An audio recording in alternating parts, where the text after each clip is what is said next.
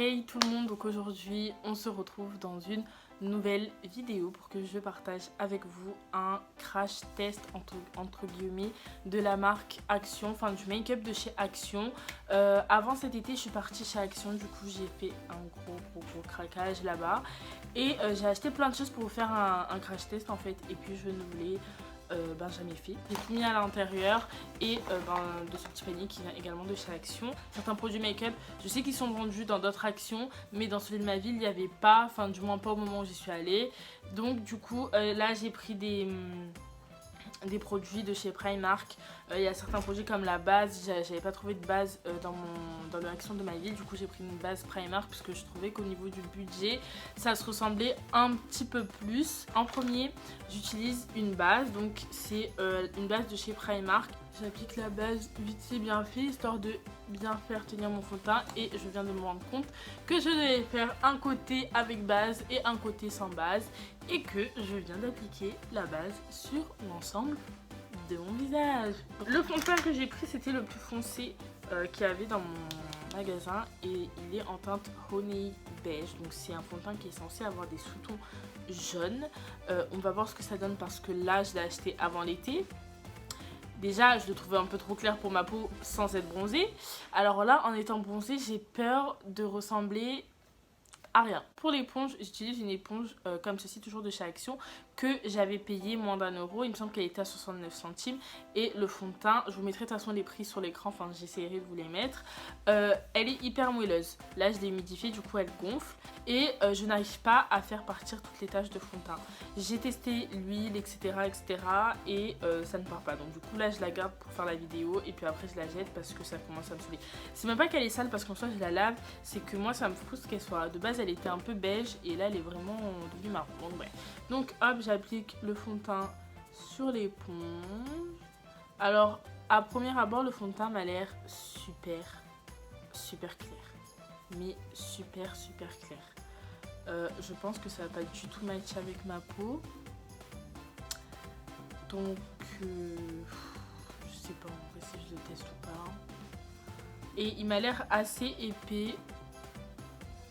Non, c'est pas possible là. C'est pas possible. Non, c'est pas possible. Mais... Non. Non.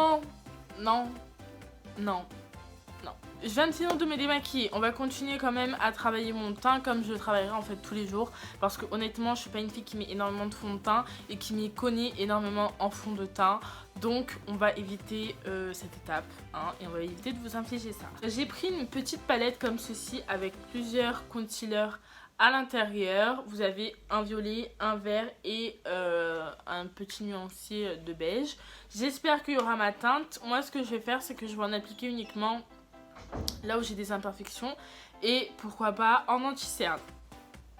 Par contre c'est assez clair. Ouais, c'est super clair. Je pense que c'est trop clair. En tapotant, la matière à chaque fois se déplace. Du coup à la fin c'est comme si vous aviez aucune matière quoi. Mais là c'est un petit peu peine perdue quoi, hein. Ouais, à peine j'appuie là avec mon éponge, pourtant je tapote pas hyper fort, et ça déplace la matière. Vous allez pas me voir parce que ma caméra c'est pas le top. Pour le teint, j'avais pris 2 palettes. Donc celle-ci elle contient 8 fards, dont 4 blushs et 4 fards pour le contouring, donc pour sculpter son teint ou pour poudrer son teint là avec les 2 premières poudres qui sont ici. Ça fait un moment que je les teste ces palettes et je les adore. Ça c'est une palette highlighter, donc la Shine and Define de la marque Mickey me semble, et vous avez donc 3 highlighters si j'arrive à l'ouvrir. 3 gros highlighters à l'intérieur. Le packaging fait assez cheap, mais je peux vous garantir que la qualité des fards est ouf. Je vais juste vous les swatcher là sur mon doigt. Je sais pas si vous voyez à quel point c'est pigmenté. Je vais essayer de vous les swatcher sur ma main pour que vous puissiez voir, en essayant de vous faire des beaux swatchs. Et franchement ils sont vraiment magnifiques. Cette palette elle m'a coûté moins de 3 €. Je vais venir creuser mes joues avec un pinceau et je vais venir prendre le fard marron qui est ici. Alors je sais pas si vous allez bien voir, je vais peut-être me rapprocher. que j'aime bien avec ce bronzer, donc le bronzer de la palette que je suis en train d'utiliser, c'est qu'il vire pas vers le orangé. Il a quand même des sous-tons assez froids et j'aime beaucoup. Et je vais venir appliquer ce blush-ci, donc le dernier de la palette, qui est le blush que j'utilise le plus. Donc c'est un vieux rose qui a des sous-tons un petit peu pêche et je l'aime beaucoup. Et il est genre mais trop beau sur une peau bronzée. Je trouve que c'est magnifique. Franchement ce fard, je sais pas si ma qualité de vidéo va lui rendre justice, mais ce blush est vraiment magnifique. La pigmentation de cette palette est juste ouf. Elle a une petite odeur un petit peu chimique quoi. Je sais pas si vous voyez le make-up du marché, mais ça sent un petit peu ça.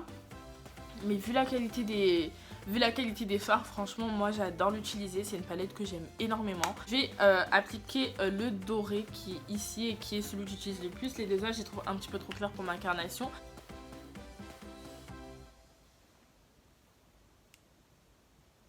On va commencer par les sourcils. Pour les sourcils, je vais tester ce crayon-ci.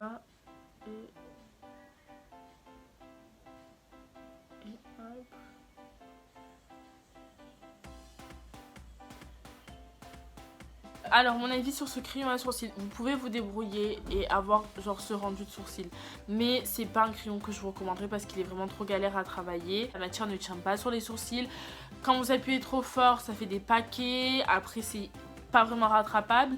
Là j'ai pas du tout réussi à faire la même chose. Quand tu passes le groupillon, je sais pas si vous allez voir, mais ça enlève toute la matière, ça vous fait des trous tout le long du sourcil. On va passer aux yeux. Pour les yeux, j'ai pris cette palette-ci. Donc c'est la Really Truly Gorgeous Ice Eyeshadow Palette. Le nom est très long.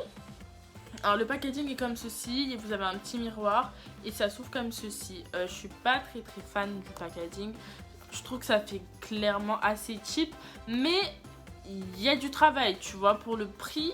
Je pense qu'il me semble qu'elle était à moins de 3 €.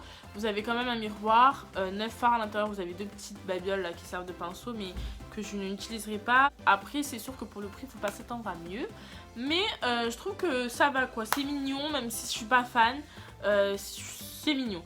Le seul problème c'est que quand je l'ai ouvert, ça là c'est tombé. du coup voilà. En premier je pense que je vais appliquer le fard pêche qui ici, je sais pas si vous voyez bien, je sais pas si vous allez voir toute la poudre qu'il y a, mais le fard est super poudreux. Mais bon, ça c'est pas un détail qui me gêne.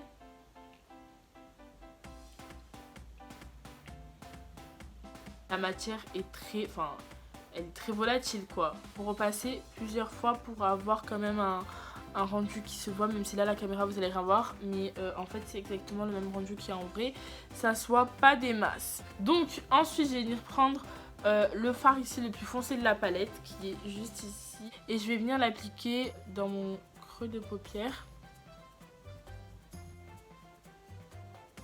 Alors je sais pas.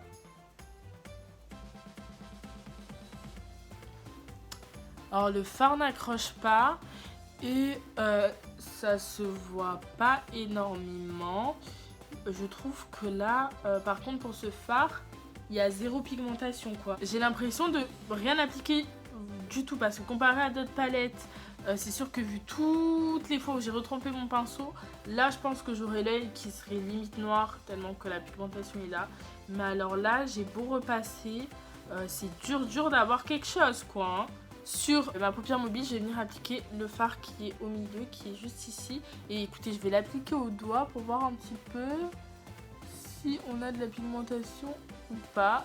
La pigmentation, ça va, même si là, ça fait la 3e fois que j'en rapplique. Non, vous pouvez avoir quelque chose avec cette palette, hein. Vous pouvez. Si vous le voulez vraiment quoi, parce que vraiment là le nombre de fois où je retrempe mes doigts dans la palette. En soi là le fard est quand même assez pigmenté hein. Mais qu'est-ce que c'est dur quoi.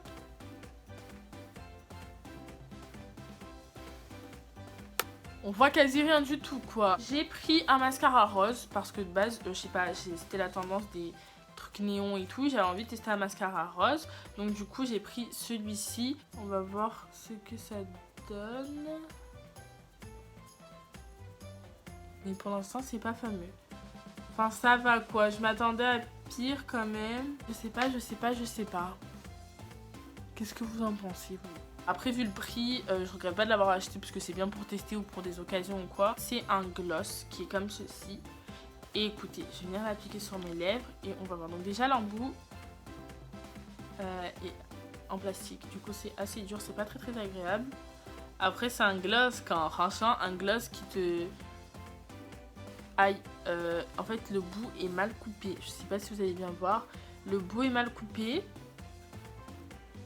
Vous allez pas voir, du coup ça griffe les lèvres. J'ai essayé d'en mettre beaucoup comme ça va pas me griffer les lèvres. Il est sympa. On voit pas énormément les paillettes. Il est sympa.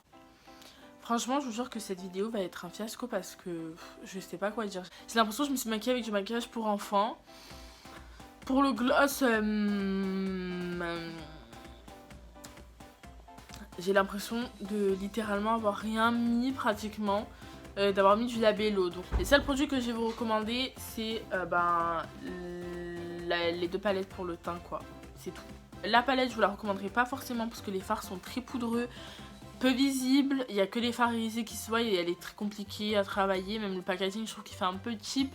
Le mascara, c'est comme si j'avais rien mis quoi. Les sourcils, on peut essayer de faire quelque chose, mais il faudrait travailler la matière pendant longtemps et ça serait vraiment chiant quoi. Voilà ce que j'ai pensé des produits Action. J'espère que cette vidéo vous aura plu, même si elle n'a pas été très joyeuse. Je vous fais de gros bisous. Si vous avez des marques que vous voulez que je teste, n'hésitez pas à me le dire en commentaire. Je vous fais d'énormes bisous et on se retrouve à très bientôt. Là je vais courir, même me démaquiller parce que j'aime pas du tout mon make-up. On se retrouve plus tard. Bisous.